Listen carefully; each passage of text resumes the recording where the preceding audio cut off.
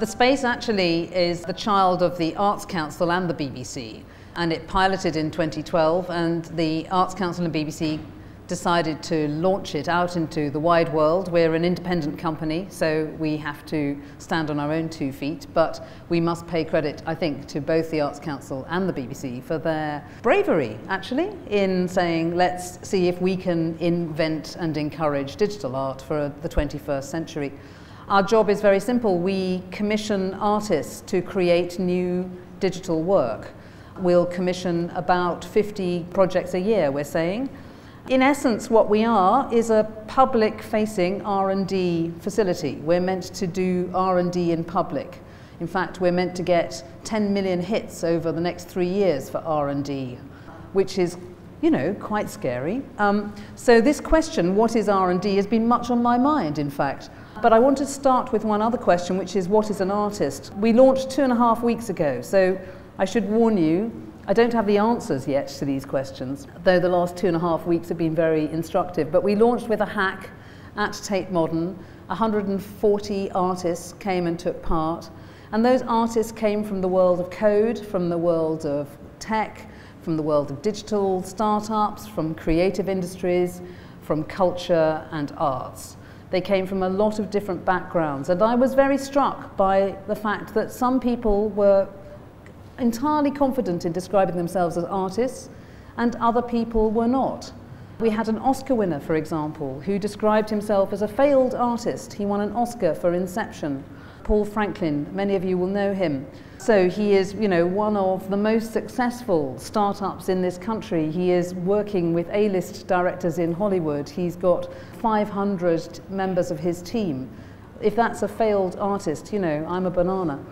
But how interesting that he does not regard himself as an artist, despite the extraordinary imagination and power of his work. So I think one of our jobs is to redefine what an artist is, and to open the door on the space, to give space to artists who have brilliant ideas that use digital means that can be enjoyed on tablets, on mobiles, on desktop computers, anywhere in the world.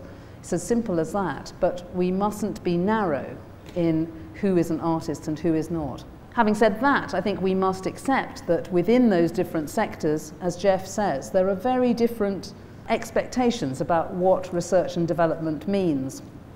And speaking from the platform of the space, I don't think we should be precious about what it means, actually. I think it is interesting, though, to think about what it means to do research and development with audiences all over the world. That's something that I started in the performing arts, and in the performing arts, every time you commission a new piece in a theatre or using theatre in any site, you end up sharing your research stage in public. There is no way to rehearse a piece and try out whether it's going to sell lots of seats and be a success in private.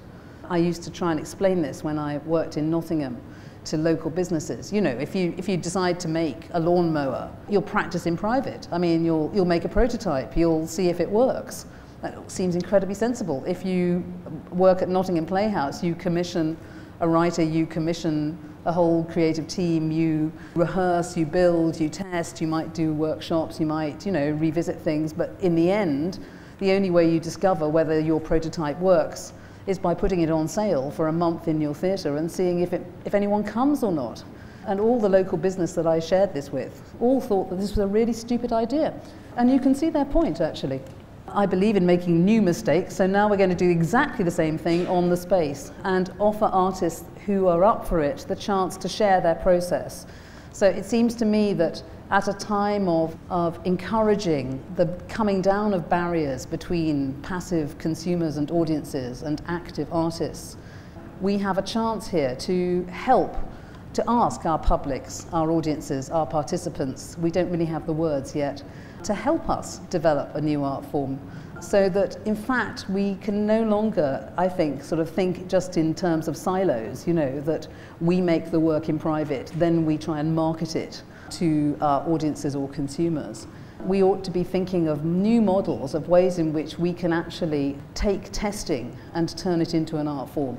take the chance to do scratch nights, live, take the idea of asking our participants to help us shape the second phase of research, the third phase of development.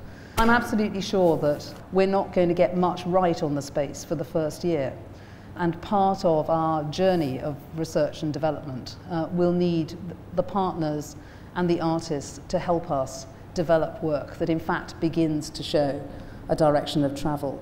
So I hope that all of you will actually enter the open call or develop a partnership with us or come and help us get better at creating and sharing research and development for digital art over the next couple of years.